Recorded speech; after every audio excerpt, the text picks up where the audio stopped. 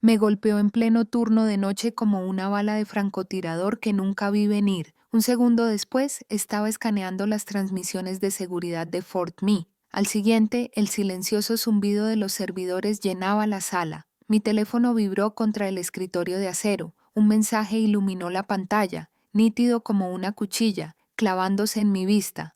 Envíame $3,000 por mi vestido de graduación. Ahora Lily, mi hermana de 18 años. Mis dedos se tensaron sobre el teclado, el brillo de los monitores reflejándose en mi mandíbula apretada. $3,000 por un vestido para una noche de fotos y purpurina. Escribí 3 palabras que me supieron a acero en la boca. Gánatelo tú mismo. Esperaba silencio, quizás una respuesta con pucheros, quizás un enfado. En cambio, mi teléfono sonó tan rápido que hizo vibrar el escritorio, el número de mis padres. Apreté aceptar. Pagar o largarse de esta familia, tú decides. Sus voces resonaron en la línea como metralla, tan fuertes que el aire en esa estéril sala de operaciones pareció estremecerse. El corazón me latía con fuerza como cuando suenan las alarmas en la base, excepto que esto no era un simulacro, era mi sangre, mi nombre, mi familia convirtiéndose en verdugos con una sola frase. Me quedé paralizado, con los auriculares puestos, inclinados sobre la pantalla del cuello, transmitiendo líneas de código que de repente no pude leer. Quería creer que había oído mal. Ese estrés distorsionó sus palabras, pero el silencio que siguió fue denso y absoluto, retándome a cuestionar lo que acababan de decir. Pagar o desaparecer. Ese era el ultimátum. Ni para el alquiler, ni para la comida, ni para la factura médica. Para el satén y las lentejuelas. Para el baile de graduación de mi hermana. El absurdo me hizo sentir la bilis en la garganta. Pero bajo la ira había algo más afilado, un cuchillo que conocía desde hacía años, pero que nunca quise nombrar. Tal vez siempre me habían visto como nada más que una cuenta bancaria en uniforme. No soy hija, ni protectora, solo una fuente de financiación. Soy Dana Wilkes, de 34 años, especialista en ciberseguridad del Ejército de los Estados Unidos. Llevo más de una década defendiendo redes cuya existencia la mayoría de los civiles desconoce. He pasado noches enteras en las que los ciberataques golpeaban como olas. Cada pulsación de tecla, un escudo contra el caos. He aprendido a mantenerme firme bajo presión y a callar hasta que llegue el momento de atacar. Pero nada en esta carrera me preparó para el campo de batalla de mi propia sangre. Lo más extraño es que no fueron solo las palabras, fue la seguridad en su tono. La forma en que no dudaron en repudiarme, como si lo hubieran ensayado, como si este ultimátum hubiera estado acechando en las sombras, listo para saltar en cuanto me negara a seguirles el juego. Los camareros zumbaban indiferentes. Mis colegas al final del pasillo se reían de algún chiste de medianoche. El sonido se amortiguaba a través del cristal. Y yo, allí sentado, un soldado con códigos de acceso y acceso clasificado, atónito porque la guerra que jamás podría ganar acababa de estallar. No en el extranjero, no en línea, sino en la cocina de mi casa, en medio de una llamada que me partió el mundo en dos. No lo sabía entonces, pero esa llamada fue solo el primer disparo. La verdad que me aguardaba tras ella era mucho más oscura y mucho más cara que un vestido. Ojalá pudiera decir que esa llamada me impactó porque era tan impropio de ellos. Pero la verdad es que una parte de mí no se sorprendió en absoluto. Esa voz, aguda y definitiva, había resonado en mi vida mucho antes de que usara uniforme.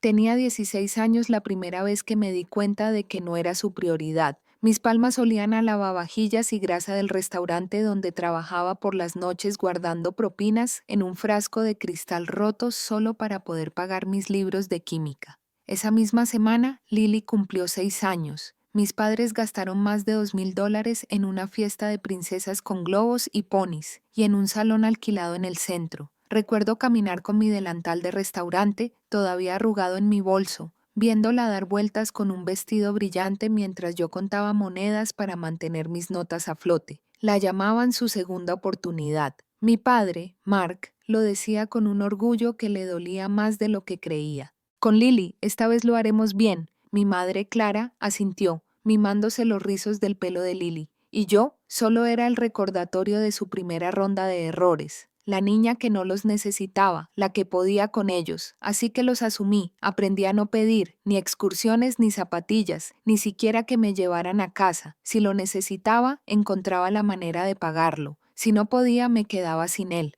Pero Lily creció en un mundo completamente diferente. Zapatos de diseñador antes de que supiera escribir la palabra zapato, excursiones de fin de semana al lago cuando nuestra hipoteca estaba vencida. Cada capricho se correspondía con una tarjeta y una promesa que no podían cumplir. La distancia entre nosotros se agrandaba con cada compra, con cada encogimiento de hombros de desdén dirigido a mí. Me convertí en el ruido de fondo de mi propia casa, el andamio invisible que la mantenía en pie mientras ella era pintada de oro. Mirando hacia atrás ahora, puedo ver el patrón con claridad, como un código en una pantalla que debería haber descifrado años antes. Pero a los 16, lo único que sentía era el dolor de saber que, por mucho que trabajara, por mucho que aguantara en silencio, nunca sería su elegida. Y por eso esa llamada en Fort Mee no solo exigía dinero, resucitó cada verdad tácita que había enterrado ante sus ojos. Nunca fui una hija, era un saldo pendiente, y el saldo siempre estaba pendiente. Para cuando me uní al ejército, pensé que la distancia podría salvarme. Fort Mee estaba a cientos de millas de Omaha, y por primera vez tenía mi propio sueldo,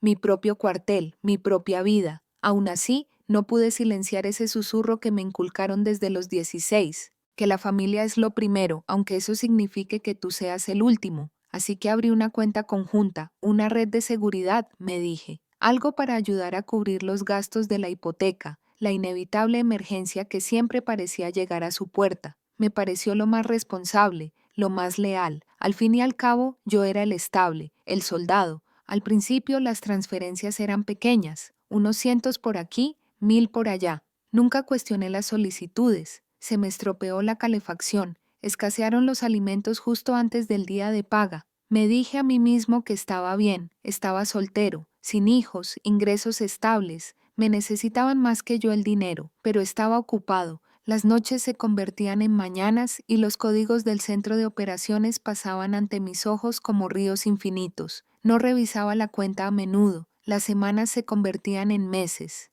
Y mientras vigilaba las redes, mis propias defensas en casa estaban totalmente desprotegidas. La verdad se filtraba lentamente como una grieta diminuta que se extiende por el cristal. El nuevo bolso Gucci de Lily brillaba en las fotos familiares. Un iPhone nuevo en su mano antes de que yo siquiera cambiara el mío. Viajes de fin de semana a las piscinas de hoteles de Miami brillando tras ella en Instagram. Cada imagen me impactaba más que la anterior, pero la ignoraba. Quizás trabajaba a tiempo parcial, quizás mamá y papá conseguían turnos extra. Quería creerlo hasta que llegó el coche, un BMW plateado de segunda mano aparcado en la entrada de su casa el verano que cumplió 17. Solo para practicar, dijo mi madre por teléfono con tono despectivo. Todas las chicas necesitan aprender a conducir. Recuerdo mirar mi Toyota destartalado, aparcado fuera de la base, y sentir que algo se rompía por dentro. La cuenta conjunta nunca se trató de facturas, era una vena y yo era la arteria que bombeaba dinero directamente a sus caprichos. Mientras yo libraba guerras invisibles tras las pantallas, mi familia me convirtió en un cajero automático inagotable. Y lo peor, yo mismo había construido la máquina. El BMW debería haber bastado para despertarme. Pero no fue hasta esa llamada de medianoche que la verdad me gritó en la cara. El ultimátum, pagar o desaparecer, aún resonaba en mis oídos como una alarma de incendios que no se apagaba. Minutos después, Lily llamó en persona. Casi no contesté, pero la curiosidad o quizás el cansancio me hizo aceptar. Su voz resonó por el altavoz, estridente y con derecho. Estás en el ejército, Dana. Tienes dinero. Me lo merezco. Es mi derecho. Sus palabras me dolieron más que cualquier insulto en el campo de batalla que haya soportado. Merezco, ¿verdad? Como si $3000 por un vestido de graduación y una limusina de alquiler fueran tan básicos como la comida o el oxígeno. Como si mis años de sudor y silencio no fueran más que un conducto que alimentaba sus fantasías. Me senté en ese centro de operaciones oscuras con los auriculares colgando de una oreja, mientras los monitores brillaban a mi alrededor como un jurado silencioso. Y allí estaba ella, mi propia hermana, reduciendo mi servicio, mi sacrificio, mis galones a un sueldo que creía que le debían. «Eres un soldado», espetó alzando la voz. «Para eso estás, para cuidarnos». Esa frase fue más profunda que cualquier cosa que mis padres hubieran dicho. En ese momento no era Dana Wilkes, ciberdefensora especialista de sistemas clasificados. Ni siquiera era una hija.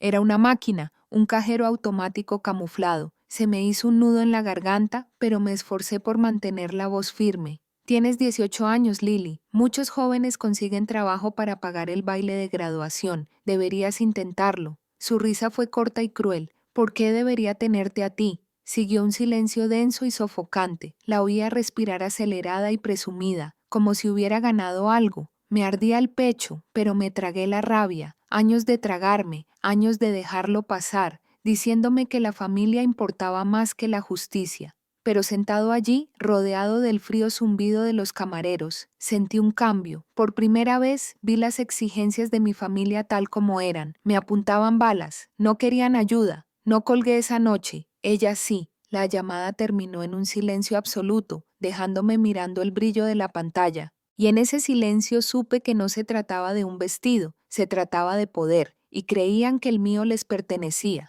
A la mañana siguiente pensé que tal vez me lo había imaginado. Quizás el cansancio había distorsionado el sonido de la voz de Lily y agudizado las amenazas de mis padres. Pero antes de que pudiera convencerme, mi bandeja de entrada se iluminó con un asunto que me heló la sangre. Alerta de transacción importante, retiro de $6,500. Lo miré con incredulidad. 6,500 no de mi cuenta corriente, sino de la cuenta conjunta, la que había creado para ayudarlos a sobrevivir. Me temblaban los dedos al registrarme bajo la luz estéril de la oficina, que proyectaba un frío resplandor sobre mis manos. Los números se desbordaban por la pantalla como pruebas en un tablón de anuncios. Joyerías, Tiffany's, miles perdidos en una sola pasada, una reserva en un resort en Orlando, con paquetes de spa incluidos, entradas VIP para conciertos, asientos en fila que costaban más de un mes de alquiler. No fueron solo 1 o 2 deslices, fueron docenas, un flujo constante de indulgencia disfrazada de necesidad. Sentí que el pecho se me encogía y el pulso me retumbaba en los oídos. Y entonces, como un puñetazo cruel, las imágenes volvieron a mí. La publicación de Lily en Instagram, con su mano cuidada luciendo un brazalete de diamantes etiquetado como #gifted. La foto de ella tumbada en una tumbona bajo una copa de sol de Florida con champán en la mano. La selfie tras bambalinas con una pulsera de estrella del pop rosa neón visible, de esas que solo se consiguen con acceso VIP.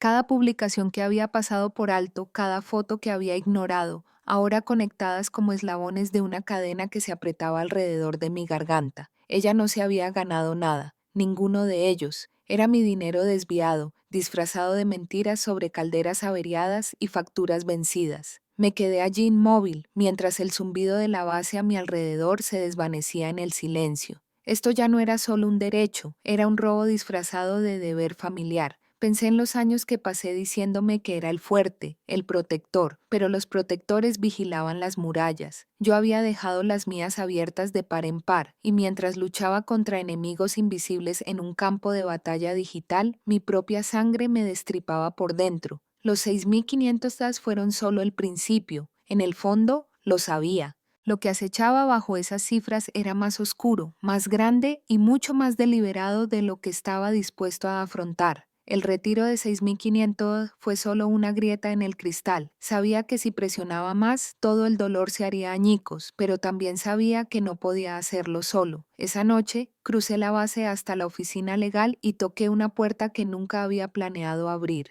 El mayor Ethan Cole levantó la vista de una pila de expedientes y frunció el ceño al ver mi rostro. Habíamos trabajado codo con codo el tiempo suficiente para que supiera que esto no era de trabajo. Necesito ayuda, dije en voz baja, dejando mi portátil sobre su escritorio. Es de la familia. Ethan no perdió el tiempo con preguntas. En cuestión de minutos estaba conectado, moviéndose rápidamente por el teclado, consultando historiales de transacciones, registros bancarios y extractos que había ignorado durante años. La pantalla se llenó de filas de números, línea tras línea, un rastro que, por ceguera, no pude seguir. Se recostó, con la mandíbula apretada. Dana, no son unos cuantos cargos malos. La cifra me devolvió la mirada como una sentencia grabada en piedra. $120,000. $120,000 vaciados en 4 años. Mi dinero, mi confianza. Sentí un nudo en el estómago al sentir que el aire se enrarece a mi alrededor, pero Ethan no había terminado. Siguió leyendo, comparando informes crediticios, hipotecas y deudas. Su expresión se ensombrecía con cada página.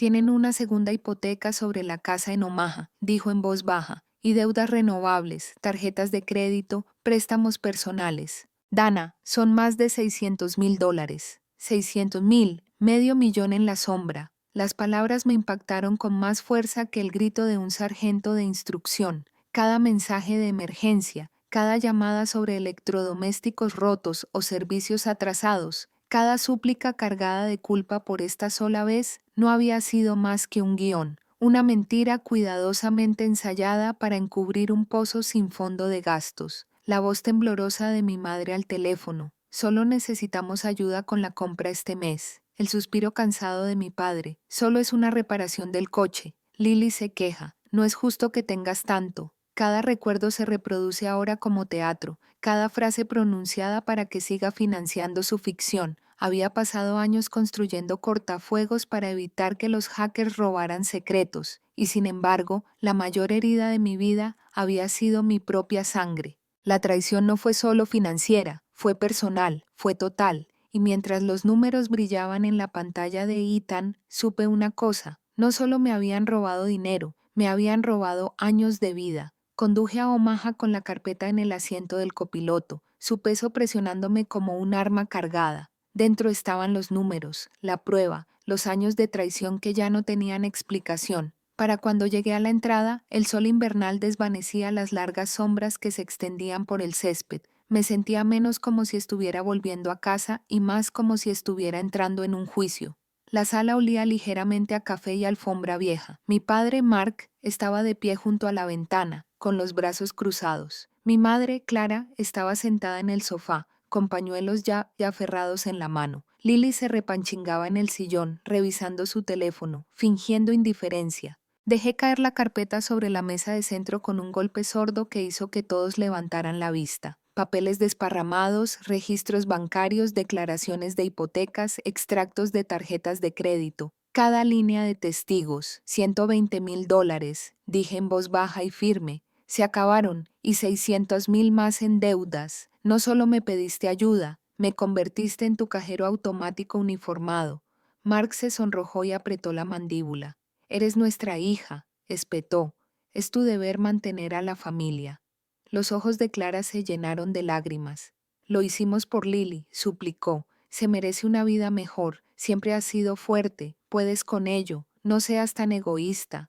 Mi mirada se dirigió a Lily. Finalmente dejó el teléfono, pálida. Solo necesitaba vivir mejor que esto, murmuró con voz débil, como una niña atrapada con un caramelo. El silencio tras sus palabras fue más fuerte que cualquier grito. El aire se densificó. Cada respiración aguardaba con una acusación. La escena parecía menos familiar y más como un tribunal. Yo como fiscal, ellos como acusados. La evidencia era innegable. Recogí los papeles con manos temblorosas, pero la voz firme. Ya terminé, dije. La cuenta está cerrada. De ahora en adelante, afronten ustedes mismos las consecuencias. Clara jadeó, agarrándose el pecho como si mis palabras la hubieran golpeado. Mark apretó los puños con rabia, contorsionándole el rostro. Lily se quedó paralizada, con los ojos abiertos y los labios apretados. Por primera vez en años no me rendí. Salí con la carpeta bajo el brazo, mientras sus gritos resonaban a mis espaldas. Pero no me volví. Esto no era abandono, esto fue una liberación. Al salir de esa casa pensé que el silencio tras de mí sería temporal, que de alguna manera, en las próximas semanas, llamarían, se disculparían y me rogarían que perdonara. Pero las únicas llamadas que recibí fueron de acreedores que desconocía. Y entonces, un primo en Omaha me dijo lo que ya sospechaba. La casa había desaparecido, ejecutada. Los de la mudanza bajaron los muebles por las escaleras de la entrada, donde una vez arrastré mi bolso de lona cuando era adolescente. Mis padres se declararon en bancarrota, pero no pudieron ocultar el $500,000 que debían. Mark dejó de contestar el teléfono. Las lágrimas de Clara se secaron en amargura. Y Lily, mi hermana adorada, consiguió un trabajo doblando camisas en una tienda departamental del centro comercial. Salario mínimo a tiempo parcial. La imaginé bajo las fuertes luces fluorescentes. La misma chica que una vez presumió de champán en Florida, ahora preguntando a los clientes si querían recibos. No sentí triunfo, ni siquiera venganza. Solo un alivio vacío, el tipo de alivio que llega cuando finalmente pasa una tormenta y solo te queda contar los escombros. Los corté por completo, números bloqueados, correos filtrados a spam. La cuenta conjunta se cerró como una puerta de acero tras de mí. Al principio, el silencio era insoportable. Nada de llamadas, nada de culpabilidad nocturna, solo silencio. Pero luego me di cuenta de que el silencio puede sanar. Empecé terapia en el Centro Médico Militar. Al principio era extraño sentarme en una habitación y hablar de cosas que tenía sepultadas más profundamente que los archivos clasificados, pero con cada sesión fui desprendiendo capas de lealtad, vergüenza y obligación que nunca me pertenecieron. Cuando compartí mi historia con mis compañeros soldados, no me miraron con lástima, me miraron con reconocimiento, porque las batallas no siempre se libran en el extranjero. A veces se sientan a tu mesa con tu apellido. Comprendí algo vital. La familia no es un contrato. La sangre no te ata al abuso. El amor nunca debería venir con factura. He pasado años luchando en las sombras del ciberespacio, defendiéndome de enemigos que la mayoría de la gente nunca verá. Pero la lucha más dura de mi vida no fue en las redes. Fue en mi propia sala de estar. Y gané porque al final elegí la libertad. Y no me arrepiento ni un segundo. Si esta historia te conmovió, me encantaría saber qué piensas. ¿Alguna vez has enfrentado dificultades familiares como las de Dana? Comparte tus sentimientos en los comentarios y dinos desde dónde nos ves. Ya sea en Omaha, Detroit o cualquier parte del mundo, no olvides suscribirte.